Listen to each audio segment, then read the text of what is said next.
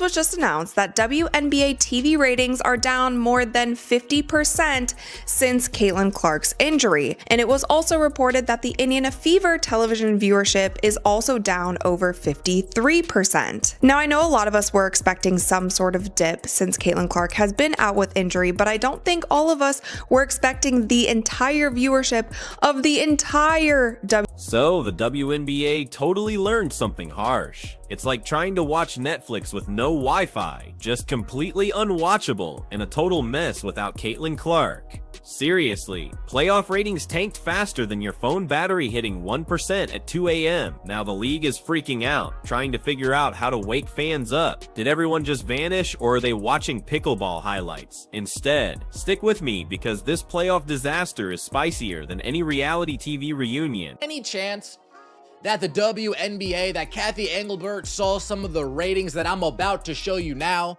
and said, hey, Indiana Fever, can you do us a favor? Can you do us a solid? Can you just tease a Caitlin Clark return, kind of boost these up a little bit?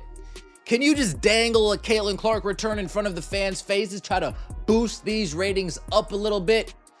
There was one matchup that this league can consistently rely on to produce massive viewership. Listen, the WNBA really wanted this year to be the moment. You know, the big breakthrough season where they finally step into the spotlight and show they can play with the big leagues. But what actually happened, it feels like the whole league just tripped, completely face planted into a giant bucket of nacho cheese, and then tried to act like it was all part of the master plan. A shocker. Imagine my surprise. Just imagine my surprise when Uncle Casey found out that the WNBA is struggling to maintain their ratings without Caitlin Clark. To make matters worse, and this is something I have definitely noticed in the last 3 or 4 weeks, especially since the All-Star game, the WNBA seems to be struggling to maintain interest. Okay, let's just be real for a second. This WNBA season has been a beautiful, catastrophic dumpster fire. If you were actually watching for the basketball, you saw a ton of injuries, plus foul calls that looked like the refs were wearing broken glasses. And the commissioner, she seems to think player health is just like a suggestion. Now, if you were watching for pure entertainment, you probably switched channels the second Caitlin Clark spent more time on the bench than on the court. It's like her ankles are public property, with defenders treating her like a human crash test dummy. Comes to my mind is gratitude. There's an incredible level of gratitude that should be accorded to this young lady with what she did for the sport. How was the attendance for Team USA in the Olympics? What would it have been like if Caitlin Clark was playing on that team? Remember the first game? Look at this right here. National broadcast viewership. What are we talking about here? 1,000, what is that? 1.219? Is that the number? And the game afterwards got 485,000. So the Fever and their game against the Minnesota Lynx was 1.219 million. You know things are really bad when the most exciting thing about the season was just fans trying to figure out if the whole league was gonna fall apart before the playoffs even finished. Spoiler alert, it's barely holding on by a thread like that one thin piece of duct tape saying please don't notice how terrible this is. Today's black superstars should thank their lucky stars. For the record ratings Caitlin Clark is detonating, even if new fans are mostly white fans. It doesn't matter what color eyeballs are. But the other day, I must admit, it hit me like Katie Bell Henderson telling me that's enough. I told myself it's not racist for me to— And speaking of bad, let's talk about those officiating calls, right? The referees this season looked like they were plucked straight out of a mall food court during lunch rush. Seriously, one of them looked like they were still chewing on a slice of pepperoni pizza while deciding if they should call a flagrant foul. Another one seemed to think they were officiating a roller derby match. The consistency? It's somewhere between a magic 8-ball and a fortune cookie. One game, a massive shove is nothing. The very next game, someone sneezes too aggressively and they're ejected. If these refs had their own stat line this year, it would just say turnovers 0. Bad calls every single possession. WNBA has a problem, and that problem is Caitlin Clark not playing in WNBA games. Now, what all does this affect? The ratings are plummeting. Guys, there's ratings for a couple of these games that are. Now let's talk about the injuries because, oh boy, this WNBA season looks less like a basketball league and more like an orthopedic surgeon's Christmas wish list. Caitlin Clark, for example, has spent more time recovering than actually playing, mostly because defenders are treating her like she owes them money, right? Every single drive to the basket looks like a new episode of How Hard Can We Smash Caitlin Before the Ref Notices, and the answer, apparently, is harder than you think. But Clark isn't the only one getting hammered in this basketball apocalypse. You could practically hear the commissioner's office sigh in relief, like, oh good, one less star player we have to market properly. And if that wasn't enough, Angel Reese just said, you know what? I'm out. She quit mid-season. In most sports, that's shocking. But in the WNBA, it feels more like a direct comment on the league itself. I mean, let's be real. If your commissioner can't keep things smooth, if the refs are auditioning for clown school and players are just dropping like flies on a hot July afternoon, why wouldn't someone bail? Reese probably figured she'd rather hang out on Instagram than risk another game where she gets tackled like she's trying out for the NFL. Not a trend that the WNBA is excited about. That's a trend that Cathy Engelbert would say, hey, Fever, hey, Lynn Dunn, hey, Kelly, hey, Amber, can you guys start dangling that Caitlin Clark return like you used to do? You know, before Caitlin Clark gave a statement and you guys were hands off. Can you guys, just string them along a little bit more? We want to get these ratings back up. We want to get... Here's the thing, none of this is happening in a vacuum. The WNBA has been begging people for years to take it seriously, to give it that spotlight, to treat it as more than just an afterthought. But honestly, the league itself isn't doing anyone any favor. The commissioner seems allergic to player protection, like the idea of enforcing rules and protecting their stars is just too radical. People actually tuned in, curious to see if the hype was real. And those days before Clark got injured, they were golden. Suddenly, ESPN was pretending like they cared. Highlights were on SportsCenter, and Twitter users were acting like they knew what a pick and roll was. But the second she was out, the ratings dropped faster than Angel Reese's interest in finishing the season. It's almost like the WNBA finally figured out what happens when your entire marketing plan is one player and your refereeing plan is just let her get punched in the face. Now, some fans might try to argue that this is just a rough patch, that injuries happen, or that foul calls are just part of the game. But let's be honest, this isn't just bad luck, this is bad leadership. The commissioner has been sitting back like a substitute teacher who's completely lost control of the class. Instead of fixing problems, the league just doubled down on ignoring them. Star players dropping out. Hey, it's fine. Referees making games unwatchable. Don't worry, the fans will stick around. Spoiler alert, they did. Indiana, against the Chicago Sky, right after that game, they opened an investigation once again into the fans, where they found nothing, but the damage had already been done at that point. If some of these things happen just one time here and there, or there's one certain media personality who's just always saying these kind of things, then whatever. I feel like fans as a whole can be like, okay, whatever, this person is just a hater. But this is something that has happened over and over and over again, and over time, it starts chipping away at how much you're going to actually care and want to support an organization if they continue to do. And the players who are still healthy, they're forced to play in games that look less like basketball and more like some combination of rugby and professional wrestling. Half the time, you're not even sure if you're watching a playoff game or WWE SummerSlam. You just expect someone to grab a steel chair at any moment. Meanwhile, the commissioner is still out there doing interviews, talking about how the league is growing and building momentum. Yeah, sure, and I'm growing taller every time I wear high heels. Calling this season growth is like calling a house fire a new lighting design. It's totally delusional. These women are out there giving absolutely everything, even while the entire system around them crumbles. They don't deserve refs who whistle like they're at a toddler's birthday party. They don't deserve leadership that treats their health like some optional side quest. And they definitely don't deserve a league that markets them only when it's convenient and then just abandons them. The second things get tough. But here we are. The WNBA season is limping to a close, ratings are circling the drain, stars are on the injured list, and fans are just shaking their heads, wondering if the league can even survive another year like this. If this was supposed to be the season of growth, then congratulations, I guess. It grew into the biggest mess imaginable. Clark thing, man. I mean, it's embarrassing. It is embarrassing what you guys have done. And then people are catching on to your tactics. You got the people on Twitter catching on to your tactics. Like, look at this right here.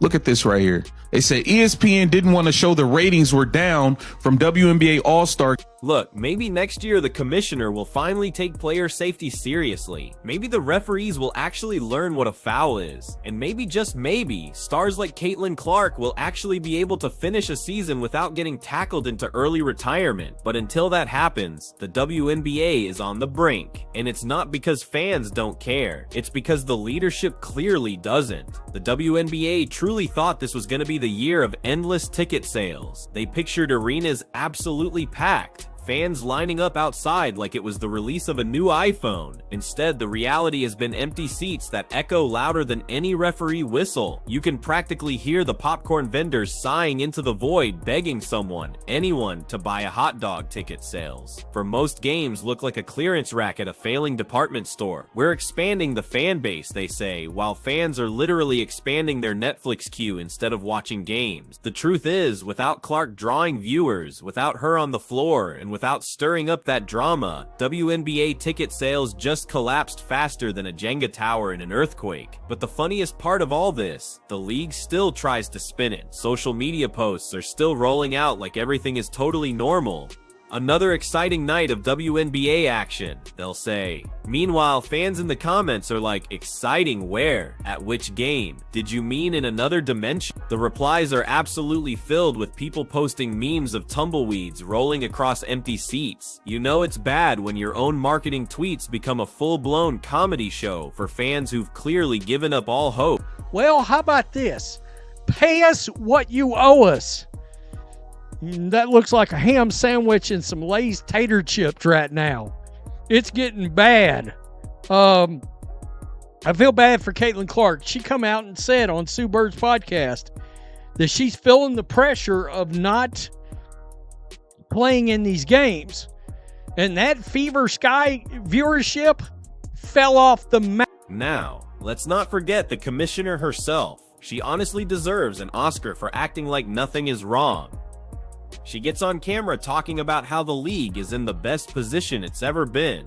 That's like the captain of the Titanic bragging about how great the ship looks underwater. Sure, technically it's still floating, but definitely not in the way you want. The commissioner has become a master of denial, seriously. She's like a magician trying to distract you with card tricks while the entire stage is on fire. And when people call her out, when fans demand accountability for all the injuries, the terrible officiating, and the obvious lack of player protection, silence. Or even worse, some canned response about reviewing our protocols. Meanwhile, medical staff rush in like it's the moon landing, and refs suddenly remember how to enforce rules. The league only bends over backward to protect its actual moneymakers. Because guess what? Without your stars, nobody watches. Without your stars, ratings die. Without your stars, ticket sales plummet. It's not rocket science, it's just basic business. Look at the NFL, it's the same thing. Quarterbacks are treated like priceless works of art. You so much as breathe too hard on Patrick Mahomes, and referees will throw a flag faster than you can say roughing the passer. But in the WNBA, Caitlin Clark gets body checked into the scorer's table, and the refs are like, play on, nothing to see here. No wonder fans are furious. No wonder people are tuning out. News and some bad news for those who are fans of pretend basketball. For those who are desperate to see the WNBA succeed, even though this dump of a league can't seem to get the hell out of their own way. Now, the WNBA, they refer to these people as fans, but the rest of us, we prefer to call them the main. Then let's talk about those fans for a second, because honestly, they deserve medals. Imagine sticking with this league all season, buying tickets, buying jerseys, supporting the players, only to be rewarded with pure chaos. Injuries, empty arenas, and officiating that makes high school intramurals look professional. The diehard fans must feel like they've been trapped in some toxic relationship. They keep hoping things will get better, but instead, the league forgets their anniversary, wrecks their car, and then somehow blames them for not being supportive enough. On social media, the frustration is everywhere. Every time the league posts highlights, you see the same comments. Protect Caitlin Clark. Where's the leadership? Why is this ref still employed? Why are ticket prices higher than my phone bill for games that look like Sunday pickup at the YMCA? It's absolutely endless. Financially, they just cannot afford another season like this. Ratings have tanked, ticket sales are embarrassing, star power is just gone. All that momentum evaporated the second Clark was sidelined. It feels like the league is dangling from a cliff by one pinky finger, while the commissioner stands above saying, "Don't worry, we're growing. Let's get real." If the WNBA collapses, it won't be because fans didn't care. It won't be because women's sports can't thrive. It will be because the league leadership failed the players, failed the fans, and completely failed itself. Because how do you build a sustainable league when every year feels like a fresh episode of Who's Injured This Time? How do you build loyalty when referees make games unwatchable? And how do you expand when your stars are more likely to end the season on crutches than with a trophy? You see, this is exactly what we were talking about. WNBA All-Star ratings are in for 2025, and it is down 40%. 40% from last year. That's bad.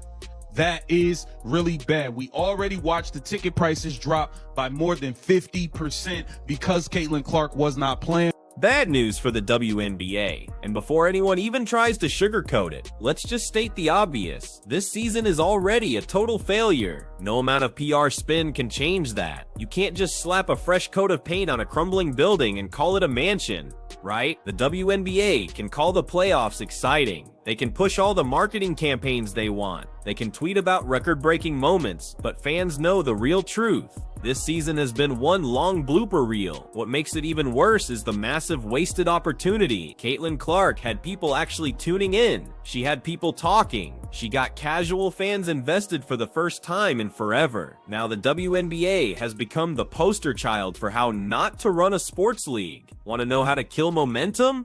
Just injure your star. Want to know how to kill ratings? Don't protect your players. Want to know how to kill fan loyalty? Charge them premium prices to watch games that feel like rec league basketball, just with better uniforms. It's been a masterclass in self-destruction. The sad part is, it doesn't have to be this way. With real leadership, with referees who actually know the rulebook, with a commissioner who prioritizes player safety, the WNBA could absolutely thrive. But instead, we're watching a slow-motion collapse, one twisted ankle at a time. Guys can sit there and say, "Oh, you guys are just trying to uplift one player. Oh, the league is more than one." I agree, the league is more than one player. It's more than one good basketball player. But is there more than one player that moves? So, as the season just crawls to its ugly finish, let's call it what it is, a mess. A spectacular, ridiculous, embarrassing mess. The commissioner can talk about growth all she wants, but fans absolutely see the truth. And unless something really changes, unless there's a real overhaul, unless the league stops treating its stars like disposable props, this mess isn't going anywhere. But if this season proved anything, it's this. No matter how much hype you build, no matter how many stars you market, it means nothing if you can't protect them. And until that changes, the WNBA will just keep stumbling season after season, while fans keep asking themselves why they should even bother.